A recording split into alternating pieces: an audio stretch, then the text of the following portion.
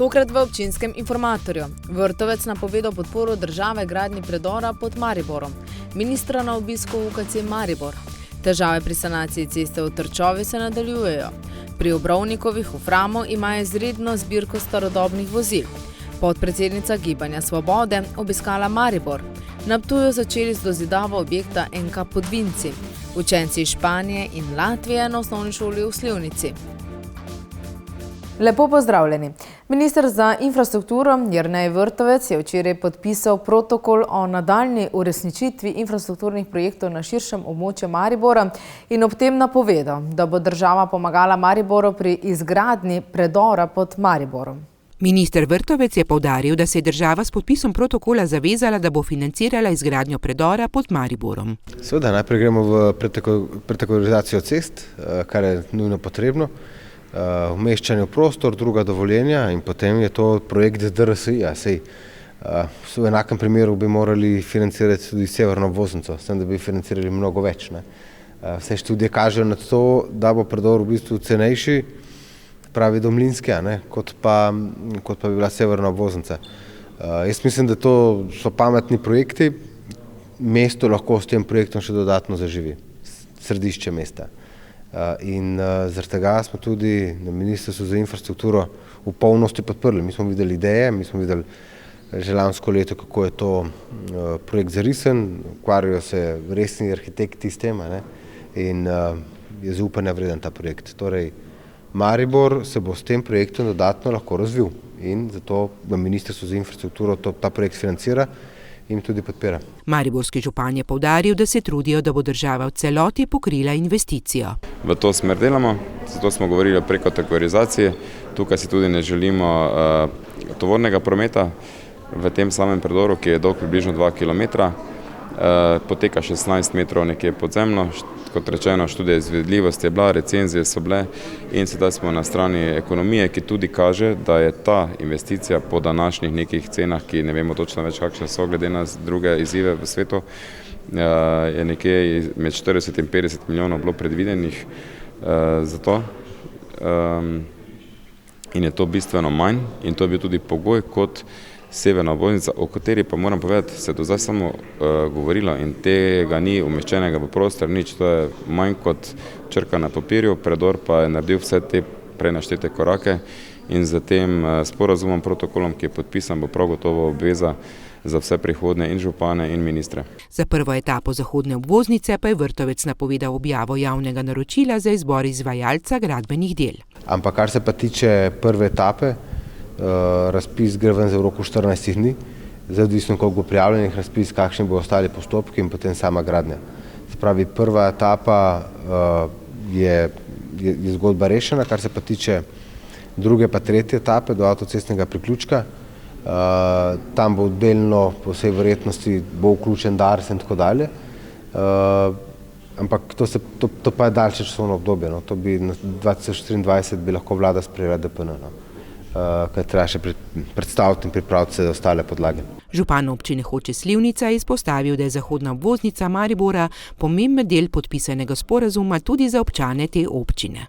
Vesel sem, da smo del tega sporazuma, not je opredeljeno, verjetno ena najbolj pomembnih zadev strani naših občanov, naših občank, to je zahodna obvoznica. Vsi, ki dnevno potujete ali pa občasno iz mestne občine Maribor proti Ljubljani ali pa tudi tisti, ki so mogoče sosednje občine Rače, Fram, z Bistrice, ki hodijo dnevno v Maribor, vsako jutro pride do večjih zastojev, ki pa, kot vemo, vsi promet raste in ko bo tranzit preusmerjen na južno oziroma zahodno obvoznico, bo s tem razbremenjen tudi ta vsakodnevni zamašek. Kot drugo, v sporazumu tudi krožišče na državni cesti v naši industrijski coni, ki bo tudi povečalo pretočnost v industrijski coni, cirka 4000 zaposlenih. Če ima kdo čas, se lahko po 2 uri zapelje skozi to cesto, pa bo videl, da je promet zelo obremenjen. Soršak upa, da se bo končno nekaj premaknilo naprej tudi pri letališču.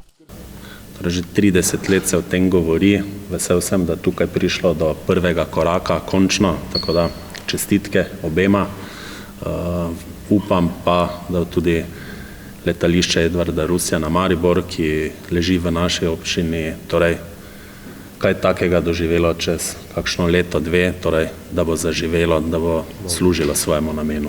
Minister Vrtovec je sicer dejal za letališče, da bodo do konca letošnjega leta objavili razpis za koncesijo.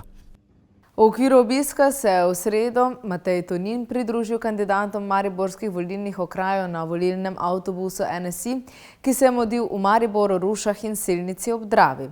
Obiskal je tudi gradbišče Centra Rotovž in UKC Maribor. Matej Tonin se je najprej na gradbišču bodočega Centra Rotovž sestal z mariborskim županom. Govorila sva o sodelovanju, ki smo ga skupne uspehe, ki smo jih imeli do sedaj, kjer je NSI vsekakor zelo pomagal ves čas, tako na lokalnem nivoju z gospodom Memonom, gospodom Luketičem, gospod Kopecki, kot tudi z ministri NSI-ja zelo dobro sodelujemo. MZI in MORS, kjer je pred nami velika investicija v izobraževalni center, pravzaprav pred njimi Pekre. S tem smo razbremenili tudi potrebe po gasilskem poligonu, ker bo zdaj tam nekaj, kar si mesto Maribor in celotna ta služba za zaščito in reševanje seveda zasluži. Nato so se odpravili v UKC Maribor, kjer je sledil kratek sestanek. Prepričan sem, da je bil zakon o zagotavljanju sredstev za investicije v slovenskem zdravstvu, ki v prihodnjih letih namenja 2 milijardi investicijskega potenciala za slovensko zdravstvo, zgodovinsko izjemno pomemben, ki bo spravil slovenski zdravstveni sistem na višji nivo. 750 milijonov je namenjenih potrebam univerzitetnim kliničnim centrom. Veliko bodo vlagali tudi v UKC Maribor. Seveda pa za same investicije so potrebna tudi zemljišča. Direktor je danes govoril o zemljišču tam čez na Taboru. Gre za 4700 kvadratnih metrov zemljišča, ki je v lasti Ministrstva za obrambo Republike Slovenije. Doslej so že bili nekateri dogovori, da bi se to preneslo na Ministrstvo za zdravstvo, niso bili dokončani. Sam osebno sem temu naklonen. Zato bodo stopili naproti in pospešili prenos zemljišča. Poudarili so tudi pomembnost negovalne bolnišnice. Z projektom vrednim skoraj 9 milijonov evrov se bo ta stara, še relativno dobro ohranjena stavba obnovila in pridobili bomo 54 mest za negovalno bolnišnico. Gre za to, da s sprejemom zakona o dolgotrajni oskrbi smo dali podlago za to, da se tudi na tem nivoju popolnjuje mreža storitev. Dobili gradbeno dovoljenje, s projektom začnemo takoj po selitvi pljučnega oddelka, to pričakujemo nekje do poletja, v jesenskih mesecih bi začeli z obnovitvijo. Okoli 8 milijonov zagotavlja ministrstvo, nekaj je tudi naših sredstev. Negovalne bolnišnice so velika težava, saj ljudje nimajo prostora, da bi se lahko rehabilitirali za normalno življenje. Poleg tega popolnjujemo storitve in mrežo oskrbe starejših z dodatnimi investicijami v Mariboru. Morda omenim nekatere glavne. Dom Tezno gradi enoto dnevnega centra. To je še en nivo dolgotrajne oskrbe, ki v Sloveniji do sedaj ni bil razvit. Tako bo več ljudi lahko dlje ostalo doma, a dobili bodo vso pomembno podporo. Razbremenjujejo tudi dom Danice Vogrinec Maribor. Smo že podpisali pogodbe o gradnji financirane iz proračunskih sredstev, torej 2 enoti, Sveta Ana in Duplek. S tem bomo razbremenili matico in omogočili, da se postopoma ukinjajo 3, 4, 5 posteljne sobe, da bomo lahko zagotovili dostojno življenje našim babicam in dedkom. Načrtov UKC Maribor je še več. Pred nami je od obnove nevrološkega oddelka, novo oddelek za patologijo je treba postaviti, naša fizikalna medicina, rehabilitacija potrebuje nove prostore. Skratka, idej oziroma želja je veliko. Cigler Kralj je sicer obiskal tudi Don Boscov center in Škofijsko gimnazijo v Mariboru. Udeležil se tudi odprtja novo zgrajenih prostorov društva Sožitje in bivalne enote zavoda Dornava na Ptuju. Obnova ceste v Trčovi se nadaljuje. Dela bi že morala biti zaključena, a je prišlo do težav. Domačini pa imajo dovolj, saj so skorajda odrezani od sveta. Že več let poteka sanacija ceste v Trčovo, saj so dela razdelili po etapah. Težava na tej etapi, ki zajema dobrih 100 metrov, pa naj bi se pojavila že pri razpisu. Takrat je seveda se prijavil podjetje Nigrad in v bistvu, ko so bila vsa papirnate zadeve zaključene, bi Nigrad lahko začel v mesecu avgustu z deli. Ker pa seveda niso imeli svojih lastnih kapacitet dovolj, so iskali podizvajalce. A teh niso dobili, zato so se dela začela šele oktobra in se nato konec decembra ustavila ter se ponovno začela v začetku marca. In rok za 4. B fazo je bil 31. marec. Ne? In bi se nekako tudi izteklo, ne? Mogoče z parimi dnevi zamude, ampak zdaj se je pač prišlo do zapletov zaradi podlage, se pravi pompona, ampak tukaj mi nimamo vpliva, se pravi tukaj ima besedo izvajalec, investitor in nadzor.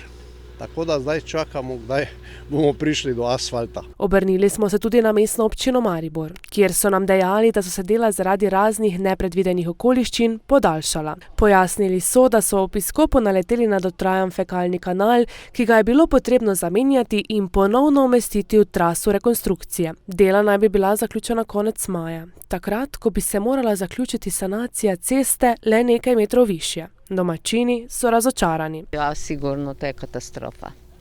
To do 31. maja bi moralo biti do konca gor narejeno. Poglejte, kako dolgo imamo zdaj zaprte.